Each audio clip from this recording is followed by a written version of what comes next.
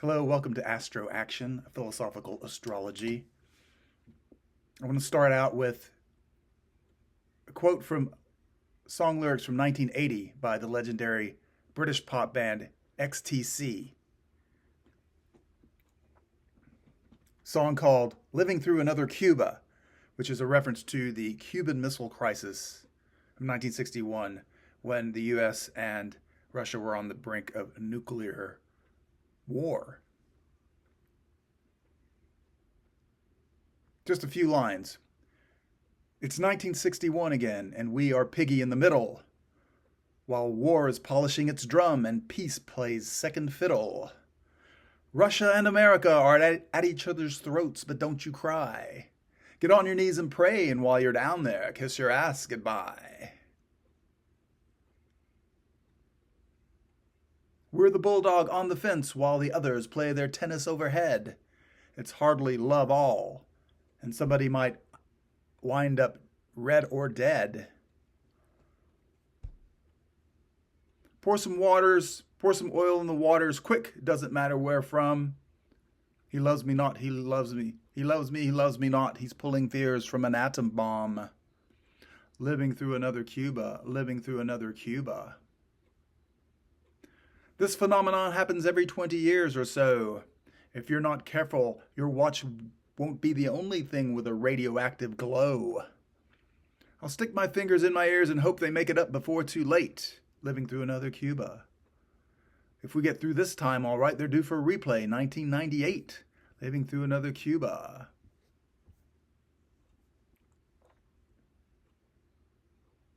I'll stick my fingers in my ears and hope they make it up before too... Okay. Living through another Cuba. Living through another Cuba. Brilliant song. Go check it out. Check out the album Black Sea. You'll be glad you did. Now, it is making this video on November 20th, 2024. One more clip I want to play for you.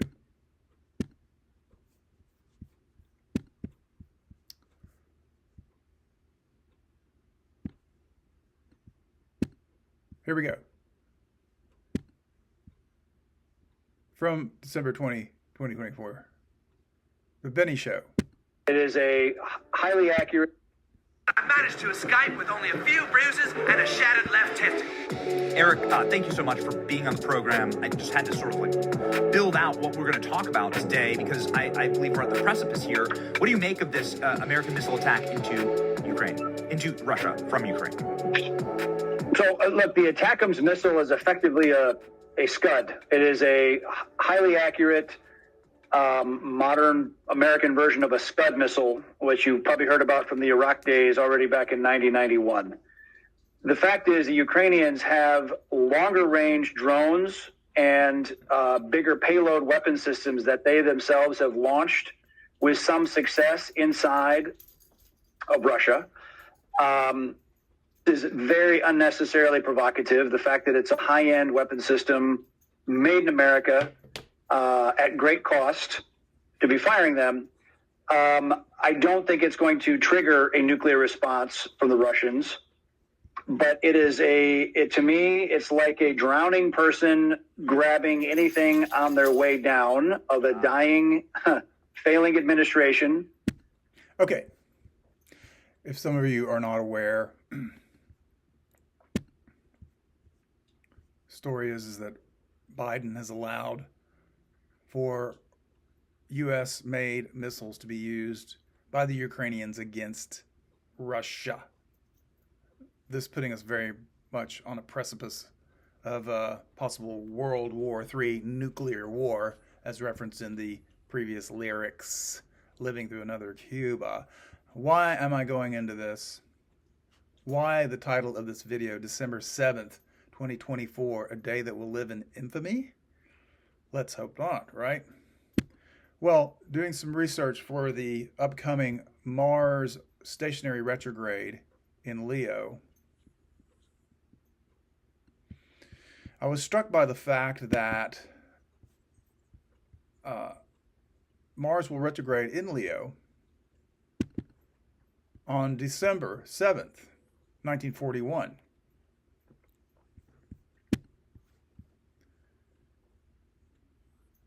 If you know your American history, that is the day, I'm sorry, Mars will retrograde on the same day, December 7th, 2024. I'm not fear mongering, I'm not fear baiting. But this struck me, and I went down a little bit of a rabbit hole about this. Now,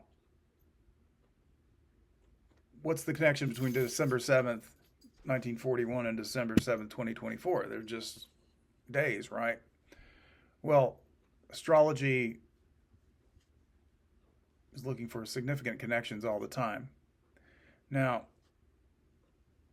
every year, December 7th, we have what would be considered a birthday of the Pearl Harbor attack, a solar return where the sun returns back to its exact position where it was. It happens every year.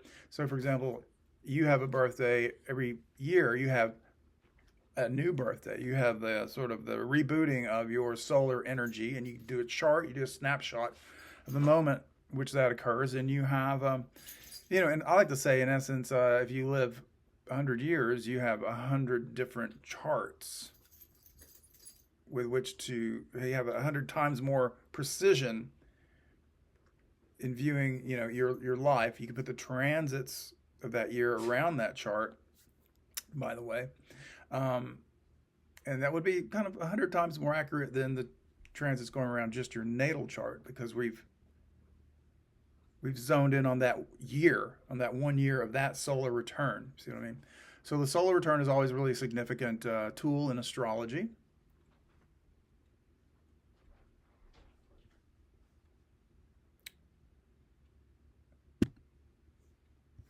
Just want to shrink this down a bit here. It's getting out of control.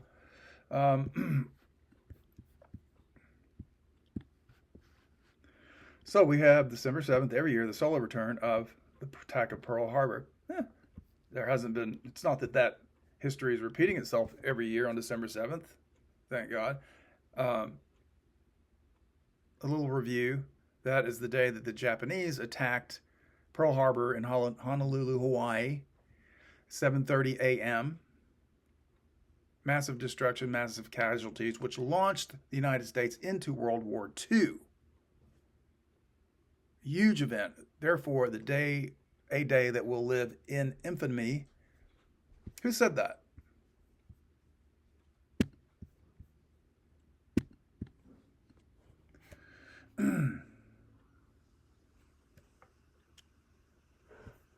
Quick search.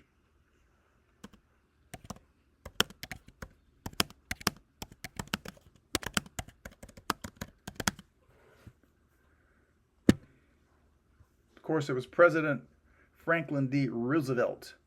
Said, quote, yesterday, December 7th, 1941, a date which will live in infamy. In this day of infamy, speech, 1941. Okay.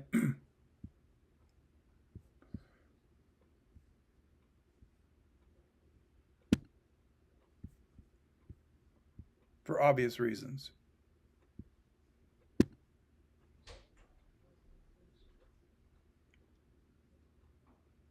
Now, I'm not going to go into too much about World War II, obviously. So why is this December 7th, 2024 so significant? Because the planet of war, Mars,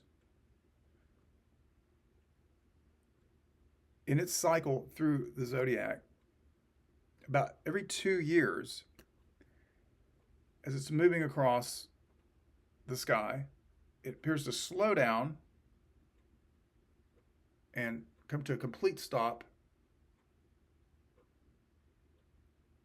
At that moment, great emphasis. It's like that archetype is stopped within space and time, at least through our perception of it. It doesn't actually stop. It's a bit of an illusion created by the Earth's motion around the sun. We're sort of catching up to Mars, and Mars appears larger because we're closer to Mars, right? That's what will happen during the retrograde period, but it appears to stop in its trajectory, dead stop, stationary retrograde it is called. So that archetype is strongly pronounced, in our world, in our consciousness. I like to think of it as sort of like a bell that's rung and just emanates throughout the collective consciousness.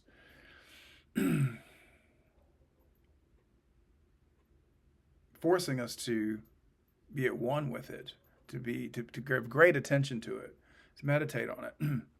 What as terms of like what its place is in our life. Now we're talking about Mars, the planet of war, the red planet, and it has entered the sign Leo. It will be about 6 degrees, just starting to enter the 6 degrees of that 30 degrees of the sign Leo, and then stopping. Now Mars is a fire sign, fiery planet in symbolism, ruler of Aries, one of the 3 fire signs. It enters the next fire sign, Leo, perhaps the most powerful in that it is the fixed fire sign. So that's like a double emphasis of fire, Mars in Leo, then stationary. Wow.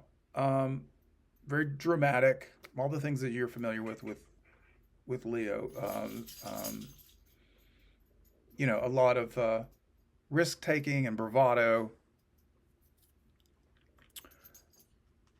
An indomitable spirit. In fact, the sign of the tendency to dominate and to control and to organize others around them. Quite a sign involved in this is a highly like competitive and determined combination, self-confident combination. Okay, so what? It stations at December 7th, 2024. Wow. But that's the day that will live in infamy. At the day of the solar return of the birthday of Pearl Harbor, you have this Mars planet of war, the day that launched us into World War II through this vicious out of the blue attack, literally out of the blue. On that particular solar return, a Mars stationary event. One day out of every 2 years this happens, but it happens in this fiery sign of Leo on the day of the Pearl Harbor attack, solar return. Wow, that's already pretty intense. Okay, nothing's more aggressive and potentially violent and egregious than the planet Mars in a fire sign, stationary, and there's nothing more egregious and aggressive and violent than what happened in World War with Pearl Harbor attack, the way the Japanese attacked Pearl Harbor, launching us into the maelstrom of World War II.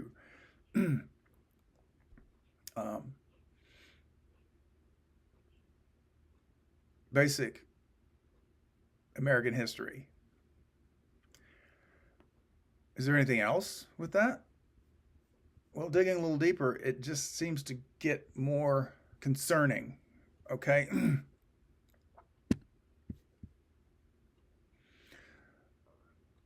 Let's take a look at the United States natal chart quickly. So Pearl Harbor is a transit. The Pearl Harbor attack was a transit that occurred over the United States chart. It happened to the United States. And let's see, maybe should have just done a by wheel, but let's take a look here. Here's the United States chart for 1776. July 4th, 1776, 5:10 p.m., Philadelphia, Pennsylvania. The snapshot of that exact moment. the chart that we use for the United States birth chart. Well, let's look what we have here in the 8th house, the house of death and transformation. Over here in the 8th house, right up there, where you see the Sun, Mercury, then you see this loop called the North Node. Now, the North Node is at 6 degrees Leo. The North Node is where you find your purpose and where things move forward. It's sort of the high wire act of synchronicity, as one author put it. It's very magnetic. It makes things happen fast. You have this, sign of Leo again that's about highly organizing, highly domineering, powerful, confident. But Mars in 2024, well, let's keep it with the Pearl Harbor attack. Okay, what happened to the Pearl Harbor attack? Pulling up that chart. Looking at that one again. Well, Pluto. Actually, this is interesting because I have the exact 7:30 a.m. chart, so it's a very precise chart. Let's look at the 8th house here. The 8th house is about being overwhelmed from an outside force. It's rather than your resources, which is the 2nd house. It's about others' resources. It's about ego death. I sort of feel the 8th house is a lot of times where we feel a little bit run over by everybody else. Therefore, its connection to death and transformation, ego death, right? And it's ruled by Pluto. Traditional Western astrology, Pluto is that archetype of this death and rebirth. Well, it's in the Pearl Harbor chart at precisely 7:30 a.m. It is in the 8th house. It's in its dignity. So it's very strong. And guess where it is? It's in Leo. So Pluto, in its long transit, the slowest moving body in astrology, most outer planet, I'm still saying it's a planet, has entered Leo. It will be there for, I don't remember how long, generation of people born with Pluto in Leo, right? It's connected to like the me generation and the boomers and the advent of the popular culture and all that type of stuff. But so it enters Leo 1941, December 7, 1941. It's just started to enter that sign. Again, domineering, confident, this planet of death and rebirth. In this particular chart, it's in the house of death and rebirth. It's at 5 degrees Leo on that day, 1941. So it was right on conjunct the North Node of the United States 1776 chart when we just looked at. So it was transiting right over that. That makes a lot of sense, right? From how I just described Pluto in the 8th house. The Lord of Death in the underworld. The images of fire and death, Leo, Pluto and Leo. Just go dial up the movie Pearl Harbor, and they have it all dramatized for you, starring Ben Affleck, I believe. I haven't seen it, but anyway. Lots of death and destruction there. Again, launching us into World War II. Now, the moon was just waning towards it, just coming up towards it here, you see. It would have conjuncted it in roughly 14 hours. The moon's the fastest moving body in the sky. So that angle of it just approaching Pluto is a crisis period. It's a phase of crisis, which was certainly crisis. The moon in Cancer, well, we are a Cancer nation, born July 4th, 1776. It's connected to home and security and all those type of things. So I'm not going to delve much deeper into this chart at the moment. This is just an overview. Mars itself was in Aries, its own sign, fire sign, down at the bottom of the chart here, which is home. It was attack on our homeland, technically. At the top, well, I will go into it a little bit. So at the top we have Neptune, which is the symbolizes anything to do with the ocean and the sea. So you have that.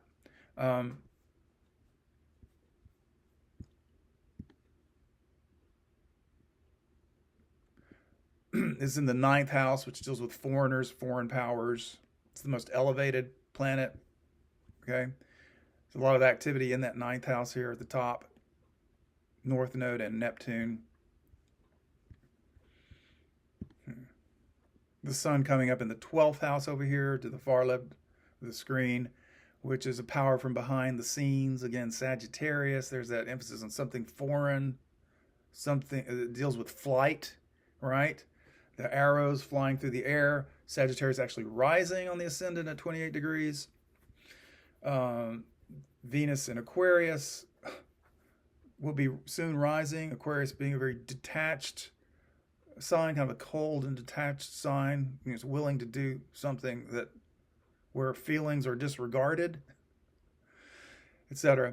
Okay, so I want to keep this pretty brief. So now, what's happening in December 7th, 2024? As Mars stationary retrograde. I didn't do the, let's see, this chart is actually calculated for noon. I didn't do an exact moment of Mars retrograde, but whoops, wrong one there, hold on. I'm just going to skip over to the tri-wheel. So what I've done is I've put together the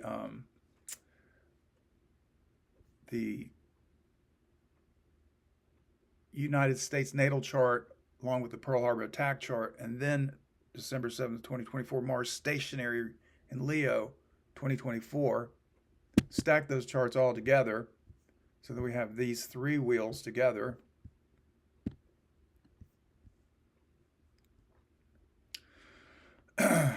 Again,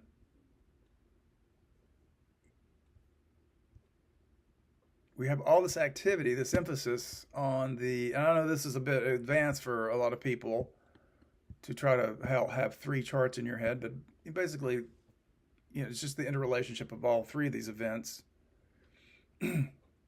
And here in the center wheel, we have that North Node in Leo that I established, and how then the second wheel, we have Pluto is just transited over it, which is an epic transit. It takes hundreds and hundreds of years for it to come to pass over that same spot again, all right? And dramatic, determined, violent, something erupting from underneath Pluto, Titanic Pluto, crossing that North Node, the moon in its crisis phase waning towards it. And then now 2024, we have Mars coming right up to 6 degrees, like almost the exact same degree, and stopping and stationing in 2024.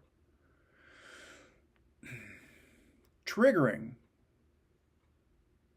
this whole situation, triggering this configuration between 1776, 1941, and 2024, the planet of war, the lower octave of Pluto. In other words, Pluto and Mars are almost synonymous. In the fiery, domineering sign of Leo, in the 8th house of death and transformation, stopping and stationing within a degree of that Pluto, and exactly right on the North Node. It's 6 degrees. North Node is 1776, 6 degrees, Leo. Pluto at just 5 degrees. This triple stack of Leo over here. See the red color? I'm glad I have this colorized here. The center wheel, little red Leo there. Pluto, little red Leo, 5 degrees. We have 6 degrees, 5 degrees, and then 6 degrees Mars up here. Stationary retrograde, potentially setting this whole thing off. Not to mention that the sun, well, I should strongly mention that, notice that these two second wheels out here, look to the left in the second and third wheel from the center. You have the sun here at 15 Sagittarius in December 7th, 1941. Then you have the sun at basically the same degree, 16 Sagittarius, December 7th, 2024. The solar return, right? The birthday chart of the Pearl Harbor attack. birthday chart being of 2024 of the Pearl Harbor attack 1941. The solar return. There's already a strong connection through the solar, connection. The sign, the sun is the ruler of Leo. What are we talking about here? We're looking at this activity in the sign of Leo, which is very foreboding and threatening. So I don't want to speculate too much. We hope nothing terrible happens, but Pearl Harbor was a surprise attack from the outside, an attack of pure aggression. Now we have the planet of war coming and sort of triggering, setting off all three of these charts through its stationary effect. You have in the news, I mean, you can see talk all over social media about potential World War III for the past few years, especially since the Russia invaded Ukraine. And you have the most recent stories, November 20th, 2024, about the U.S. allowing U.S.-made missiles to be used by the Ukrainians. It doesn't look good. Hopefully Trump and his team will intervene. Now, he is a Leo rising with Mars and Leo rising.